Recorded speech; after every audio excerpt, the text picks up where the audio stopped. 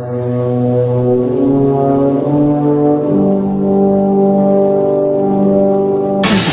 those wonderful toys. I can't wait to show you my toys.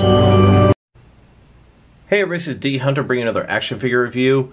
Today we're looking at the Neca San Diego Comic-Con exclusive 2019 Terminator 2 Judgment Day John Connor figure.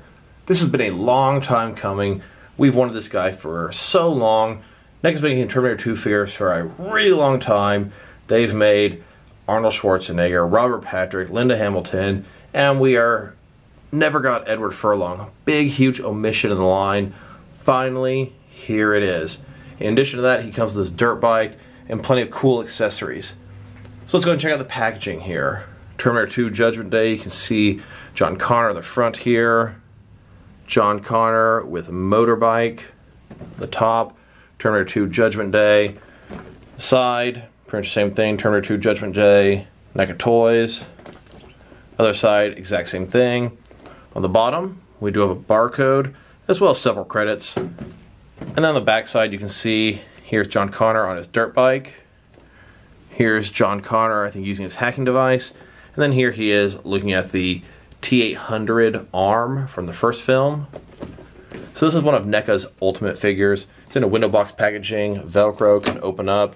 So on the inside flap here, you can see John Connor with his bike, looking excellent. And then here is the figure himself.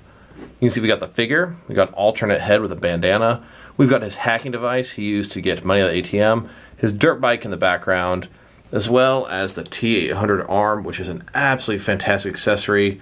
I do think he might come with a backpack as well. Looks like it might be on him right now, but we'll find out shortly. So with no further ado, let's open him up. Alright, well now that we got this figure out of the package, here he is with all of his accessories laid out. And he does come with absolutely everything you could ever want from a John Connor figure. One of the best accessories he has is the T-800 arm from the first film from Cyberdyne in the glass container. He's got his hacking device, which I'm really surprised they made. I think that was only where he was getting money out of that ATM near the beginning of the film. He has an alternate head with his bandana on. He comes with a removable backpack. And then, of course, arguably his best accessory, the dirt bike, even bigger than him. Really cool they actually made that. But before we take a look at his accessories in detail, let's take a look at the actual figure. So here he is, Edward Furlong from T2, one of the main characters of the film they've never made until now. And we now have the main core cast. See him here, his hair long over the side, definitely looks like Edward Furlong as a kid. Love his soft jacket, black t-shirt, blue jeans, tennis shoes, overall looking pretty cool.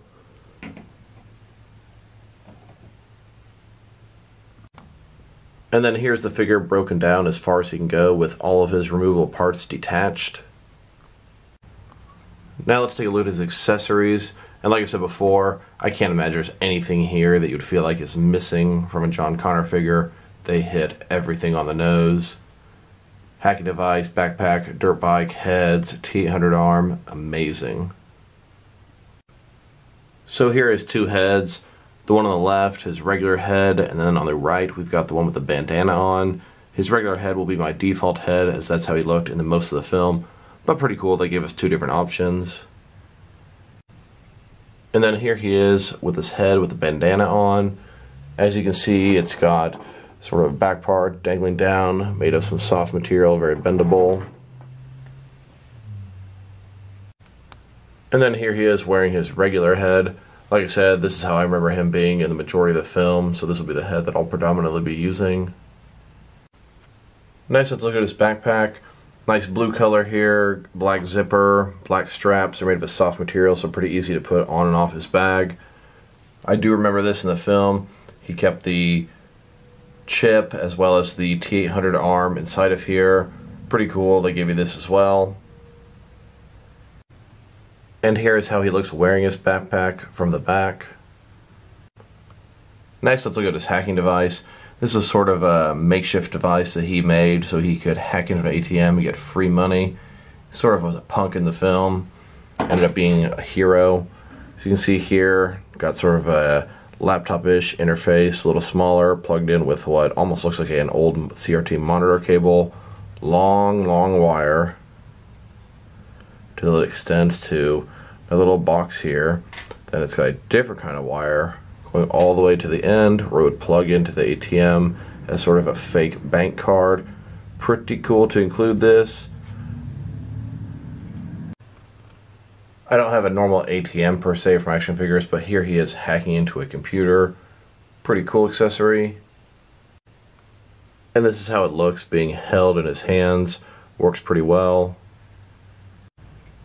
And there's a chance I may just give this hacking device to my NECA Hudson figure from Aliens. He used a very similar device to break into the complex at LV426. Next, let's look at this T800 arm in a glass container from Cyberdyne Systems. This is a great accessory. They didn't have to give us this, but they did. So happy they did. Really cool. Does seem a little bit big proportionately compared to his backpack where he kept it in the film, but it's all good. Now, the first thing I tried to do, of course, is take the glass off the container, and you know what? It comes off. And this arm is slightly articulated. The hand can at least move. Really cool. You can see the base here. Endoskeleton. Just very nice. Thank you, NECA, for including that. And as cool as that T800 arm is, it doesn't take the cake. Of course, his motorbike is the best accessory he comes with. As I recall, this is some sort of dirt bike in the film. Really cool finally getting this. It looks like maybe they weren't able to get the permission to use the right logo. It seems like it's sort of scratched out. Overall, very happy they finally gave us this. Now, if only they give us a Harley with our T800 Arnold figure, would be a great pair to have. Alright, so let's look at the dirt bike right here. It's got a wire I see going up into the base here. A little bit of articulation. The front wheel can move very nicely. It's got a kickstand on this side that can go up and down.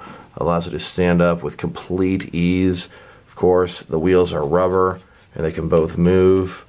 That's about all it can do. Next, let's check out the measurements of this thing real quick. So this thing looks to be longer than John Connor is tall.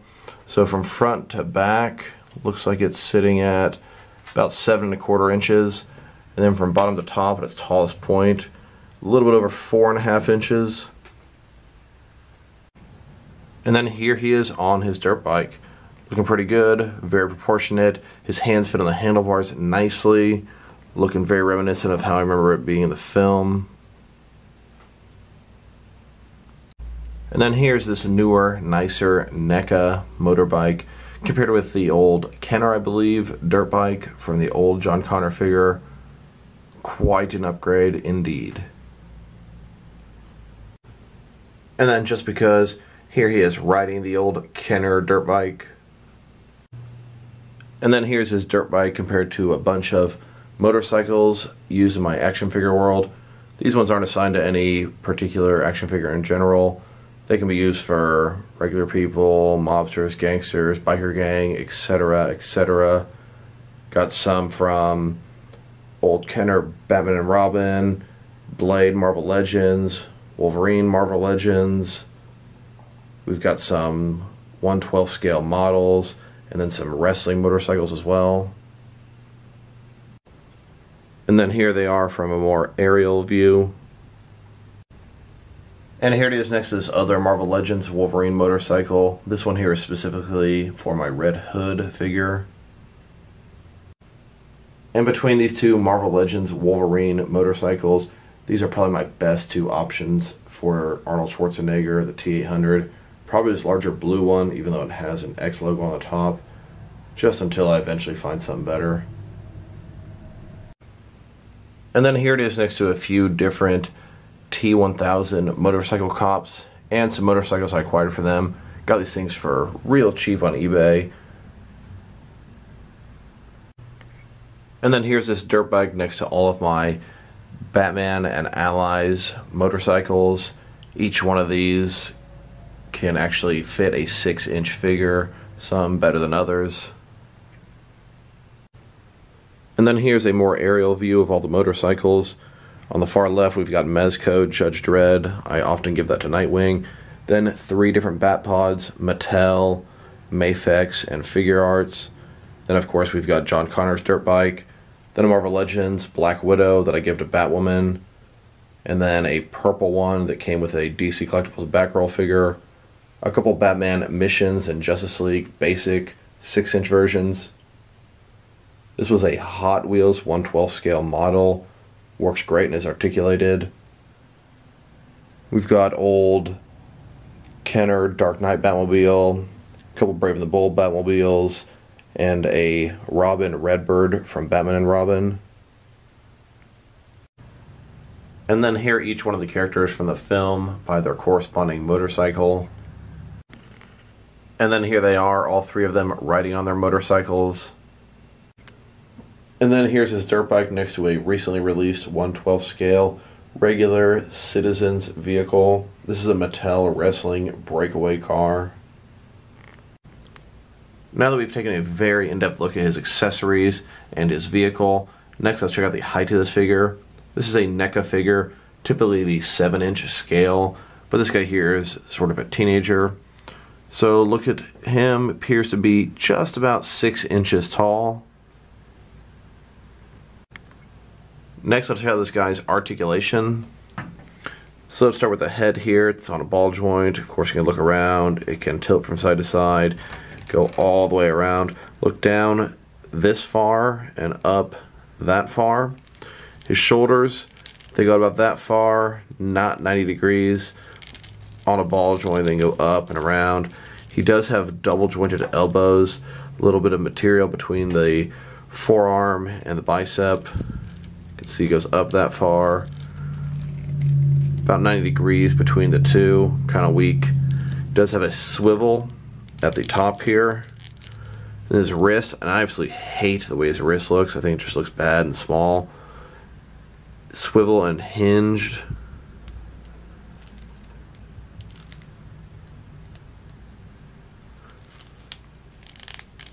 Then he has a traditional sort of ab crunch in here. Then he's got a ball joint at the bottom on his waist swivel. He can go around and forward and back quite a bit. So if his legs are straight and his head, his ab crunch, and his waist, he can look down about this far and up about that far. And then his legs go out at the hips, just about 90 degrees, not quite. Ball joint side of there, and they can move independently of that ball. He's got single jointed knees, they can go 90 degrees, and does have a swivel above there. And his feet in a ball joint, up, down, around, go from side to side. They can tilt. Pretty nice articulation on the foot there. Next, let's check him out compared to some other action figures, starting with other Terminator figures. And then here he is, John Connor, leader of the Future Resistance. Next to his two parents, Sarah Connor and Kyle Reese. And then here they are, finally, all three heroes from Terminator 2 Judgment Day. NECA started making Terminator 2 figures probably 10 years ago, and we finally, just now, can complete the main cast. Add Robert Patrick, and you've got all the characters they've made from the second film, and boy, have they milked it and made a ton of variations of Robert Patrick and Arnold Schwarzenegger. So here he is next to my entire Terminator 2 collection. I don't have all the figures, but I've sure got most of them.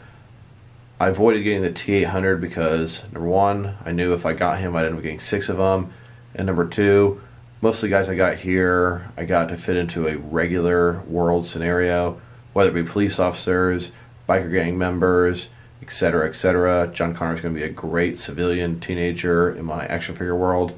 From left to right, we've got the original T-800 Arnold, then we've got the original Galleria Mall T-1000, and then the Steel Mill T-1000, then the Liquid Metal T-1000, and then the Biker T-1000, And then the liquid nitrogen Biker T1000. We've got Ultimate Sarah Connor, Ultimate T800, Ultimate T1000 Galleria, Ultimate T1000 Motorcycle Cop, Changing Colors T1000, and the newest John Connor. And I did get a couple extra T800s for custom purposes. And then here he is next to both the Neca and McFarlane versions of Sarah Connor. And then here he is with my Terminator 1 collection. We've got the regular Tech Noir T800, the Police Assault T800, Kyle Reese, his father, then of course the newest John Connor. We've got the Ultimate Tech Noir and the Ultimate Police Assault T800. And then here he is next to NECA's Terminator Genesis figures. You can see a couple T800s, and then I was really happy to have the opportunity to get a different police officer. And then of course picked up a couple extra T800s for some thugs or biker gang members. And then here's John Connor next to all the different police officers that I've created using T1000 Terminator figures. Quite a bit of people from my GCPD in Gotham City. Next, let's check him out compared to some other action figure lines to see how he fits in both scale and style wise. So here he is compared to all the different kid and teenager action figures in my collection. These figures are from Stranger Things, Heroes, DC Universe Classics, Marvel Legends, Halloween, Hunger Games, Alien, Pan's Labyrinth, Ghostbusters, Spawn, Harry Potter, Walking Dead, Gotham, and A Christmas Story. And then here he is next to some of his NECA brothers from 4 different NECA action figure lines. And then here they are next to some DST or Diamond Select Toys action figures. And then here he is next to some McFarlane Toys figures. And then here he is next to some DC Direct and DC Collectibles figures. And then here he is next to some Mezco 1/12 soft cloth good action figures. And then here he is next to some Mattel wrestling figures. And then here he is next to some Mattel DC Universe Classics and Multiverse figures. Here he is next to some Mafex figures. And then here he is next to some Hasbro Marvel Legends figures. And then here he is next to some SH Figure Arts figures. And then here he is next to some Jazzwares figures. So overall, I'm going to say this is a definite solid figure. And you know what? The accessories sure put him over the top. That T800 arm, that hacking device, that motorcycle, absolutely great enhancement to this figure. They didn't have to include them. I would have got him anyway. But that sure put him over the top. If I were to rate this figure, I'd give him a good 7.5 out of 10. Without the accessories, he'd be a 6.5 probably. He's a good figure for what he is. Kind of basic. He's going to be a great civilian in my action figure world. Great John Connor in my Terminator displays. So this is D Hunter. Thank you for watching this video. If you liked the video, press like below. If you have anything you want to say about the video, add it in the comment section. If you want to see additional action figure reviews from me, press subscribe. I do appreciate when you do that. Once again, this is D Hunter. Thank you guys for watching this video, and I will talk to you guys real soon.